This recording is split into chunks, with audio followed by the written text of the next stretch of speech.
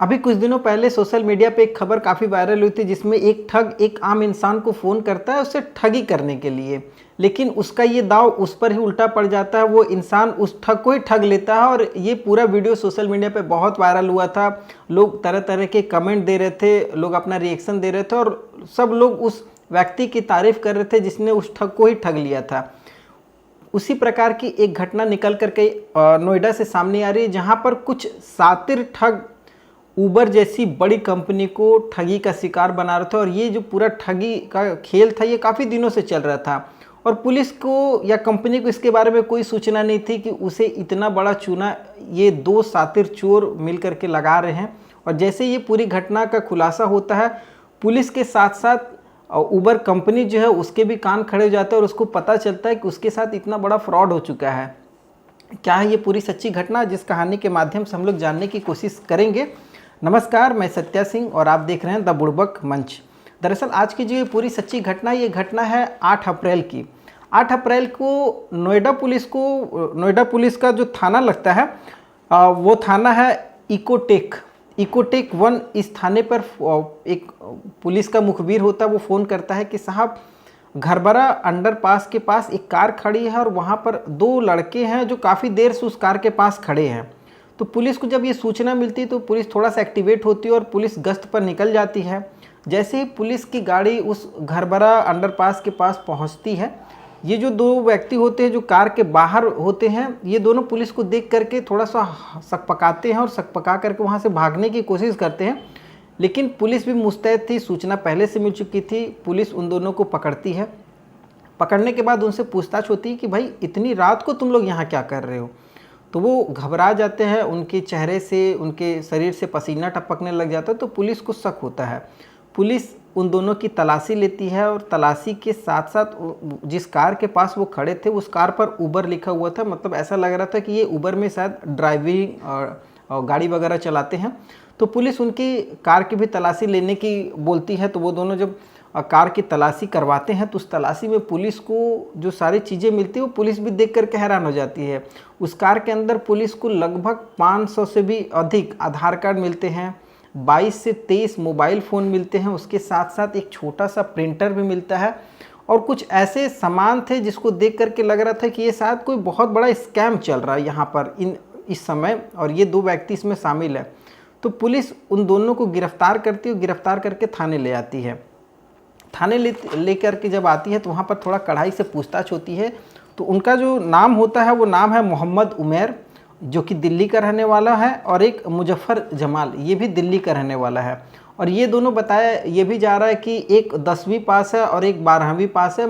और ये दोनों उबर में कार चलाते थे, उबर में ड्राइवरिंग भी करते थे और उबर में कस्टमर भी बनते थे।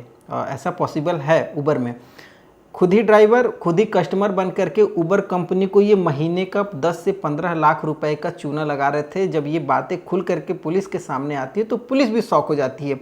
पुलिस भी जानने की कोशिश करती है कि आखिर तुम लोग इतना बड़ा शातिर पना कर कैसे रहे थे, आखिर कैसे कंपनी को चूना लगा रहे थे। तो ये दोनों बताते हैं कि हम लोग पहले तो ड्राइवर बनते थे, हम लोगों के पास अगर एक आधार कार्ड है तो उस आधार कार्ड का हम कंपनी में अपलोड करके एक ड्राइविंग लाइसेंस का उपयोग करके हम कंपनी से पहले ड्राइवर बन जाते थे और अपनी गाड़ी को उबर में अटैच कर लेते थे। अटैच करने के बाद फिर ये लोग ड्राइवर बन करके अपने से ही एक ड्राइवर बन जाता और एक कस्टमर बन करके छोटी छोटी राइड ये लोग बुक कर लेते थे।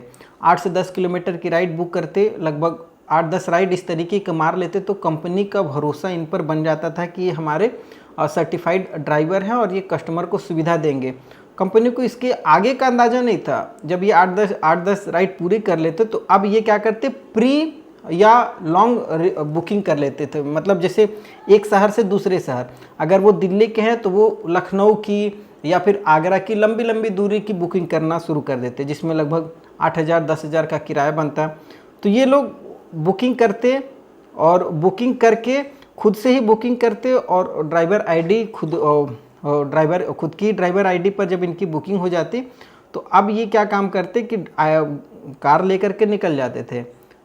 उसमें कस्टमर है नहीं है ये कोई मतलब नहीं है, वो खुद ही कस्टमर है, खुद ही ड्राइवर है जी। ये कुछ दूर जाते, लगभग 20 से 30 किलोमीटर जब ये जाते थे तो कंपनी इन पे भरोसा करके लोन के रूप में जो इनका पूरा ट्रैवल का चार्ज होता था, अगर मान लीजिए 10,000 रुपया बन रहा, तो कंपनी इनको 4 से 5,000 रुपया एडवांस पेमेंट भी कर देती थी, लोन के रूप में ये लोग ले लेते थे। और कंपनी पर भरोसा कर ली थी क्योंकि 8-10 राइड ये लोग कर लेते थे हमेशा।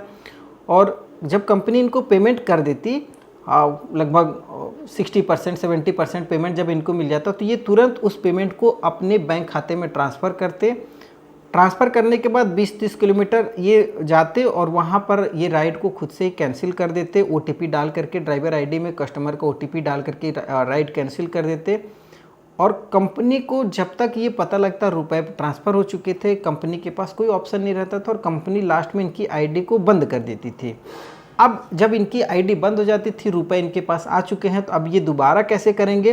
तो फिर से ये उसी आधार कार्ड का नया आधार कार्ड बनाते, उस आधार नंबर में कुछ हेरफेर कर देते, उस आधार के नाम में हेरफेर करते, उस आधार का फ़ोटो चेंज कर देते थे, उस आधार का एड्रेस प्रूफ चेंज कर देते और अपने पास एक प्रिंटर रखे हुए थे, एक नया आधार कार्ड जनरेट कर लेते थे, बना लेते थे। और जो ड्राइविंग लाइसेंस था उसका भी सेम यही चीज़ करते, फ़ोटो चेंज कर लेते, एड्रेस वगैरह चेंज करके फिर से नया ड्राइविंग लाइसेंस इशू करते और उस ड्राइविंग लाइसेंस और आधार को फिर से ऊबर को दे करके फिर से अपनी नई ड्राइवर आईडी बनवा लेते। अब ऊबर में ये थोड़ा सा ड्रॉबैक था या कमजोरी कह सकते हैं उसकी सुरक्षा की दृष्टि से, ऊबर कभी भी डिजिटली वेरीफाई नहीं करती थी इस आधार को और इस ड्राइविंग लाइसेंस को। वो मतलब अगर आईडी आ गई है तो वो उसको ओके करके फिर से इनकी आईडी एक्टिवेट हो जाती थी नए ड्राइवर के रूप में और फिर से ये वही चीज़ें शुरू कर देते, वही 8-10 छोटी मोटी राइड मारते, कंपनी का भरोसा जीतते और एक बड़ी राइड बुक कर लेते। और इस तरीके से ये दिन भर में लगभग बताया जा रहा है कि 40 से 50 हज़ार रुपये तक का गेम कर लेते थे कंपनी से। और ये दोनों इतने शातिर थे कि इसकी भनक भी कंपनी को नहीं लगती थी। और जब पुलिस ने इनको गिरफ्तार किया, जब ये सारी चीज़ें निकल करके आई है, तो कंपनी भी शौक है कि इस तरीके से उनको इतने रुपए का हर महीने चूने लगाया जा रहा है। और ये दो शातिर ठग मिल करके 10 से 15 लाख रुपए की कंपनी को हर महीने की चूना लगा रहे थे। कंपनी भी, पुलिस ने भी कंपनी से इनके पिछले जो भी राइड और जिस तरीके का इस तरीके का अगर कोई फ्रॉड हुआ है कंपनी के साथ, तो पुलिस ने भी उसका पूरा डाटा मांगा है। और पुलिस भी इन लोगों के जो बताए कारनामे हैं उस आधार पर पुलिस के पास जब वो डाटा इकट्ठा होगा तो पुलिस चेक करेगी कि क्या इनकी इन्वॉल्वमेंट है उसमें या ये लोग मिल करके, ये दोनों ही मिल करके इस तरीके का जो काम किए हैं। और जो भी आईडी ब्लॉक हुई है उबर की तरफ से, वो आईडी को इनसे जोड़ करके भी पुलिस देखने की कोशिश करेगी कि कहीं इसमें भी इनका हाथ तो नहीं है। पुलिस को भी शक है कि ये बहुत बड़ा हो सकता है, सरगना हो, बहुत बड़ा गिरोह का काम होगा। और ये उस गिरोह में 2 शातिर ठग हैं जो बहुत बड़ी ठगी कर रहे थे कंपनी को। और जो पुलिस का बयान निकल करके, वो पहले आप पुलिस का बयान सुन लीजिए। कैसे घटनाओं को अंजाम देते थे? कमिश्नर मैम गौतम बुद्ध नगर के निर्देशन में अपराध और अपराधियों की धरपकड़ के तहत अभियान चल रहा है। जैसे सुबह पुलिस गश्त पे थी, इकोटेक पुलिस को गरबरा अंडरपास के पास एक गाड़ी खड़ी दिखी। पुलिस जब उनके पास पहुंची तो उसमें से 2 व्यक्ति भागने का प्रयास किए। पुलिस ने उन्हें पकड़ा और भागने का कारण पूछा, कोई संतोषजनक उत्तर नहीं बताया। उनका नाम पूछा गया, एक ने अपना नाम मोहम्मद उमेर बताया, दूसरे ने मुजफ्फर जमाल, दोनों दिल्ली के रहने वाले हैं। जब गाड़ी की संदेह के आधार पर तलाशी ली गई तो गाड़ी के अंदर से एक प्रिंटर, 500 आधार कार्ड और 21 मोबाइल बरामद हुए। शक के आधार पर पुलिस ने ले आके थाने पे जब पूछताछ करी तो एक नए तरह के अपराध का खुलासा, कंपनी के साथ फ्रॉड करके, फर्जी आधार कार्ड बना करके, फर्जी मोबाइलों का प्रयोग करके, फर्जी गाड़ियों के नंबर प्लेट बदल करके ये चीटिंग का काम करते थे और कंपनी को नुकसान पहुंचाते थे। अब तक कितने का फ्रॉड कर चुके हैं? अभी पूछताछ जारी है। ये लोग पर डे लगभग 45 से 50 हजार रुपए का जो इनसे पूछताछ में आया है, ये लोग कंपनी को नुकसान पहुंचाते थे। इन्होंने पूछताछ में बताया आधार कार्ड और ये जो फर्जी है कैसे तैयार करते थे? ये ऐप के माध्यम से दूसरे की फोटो लगा करके, नाम चेंज करके, एक ही व्यक्ति की 10-10 आईडी बना लेते थे ऐप के माध्यम से। और फिर उसको प्रिंट करके अपलोड कर देते थे कंपनी के ऐप पे। तो लगभग ये दोनों इतने बड़े सातिर चोर थे कि विश्वास करना मुश्किल हो रहा। खैर, इस कहानी को सुनाने का उद्देश्य किसी की भावनाओं को ठेस पहुंचाना बिल्कुल भी नहीं है, बस आपको जागरूक करना था कि समाज में ऐसे भी व्यक्ति हैं जिनसे हमें बच के रहने की ज़रूरत है। आपको कैसी लगी ये पूरी आज की कहानी, आप हमें कमेंट के माध्यम से बता सकते हैं। वीडियो पसंद आएगा तो चैनल को सब्सक्राइब कर लीजिएगा। फिर आगे एक नई कहानी के साथ नए एपिसोड में मिलेंगे, तब तक के लिए जय हिंद, वंदे मातरम।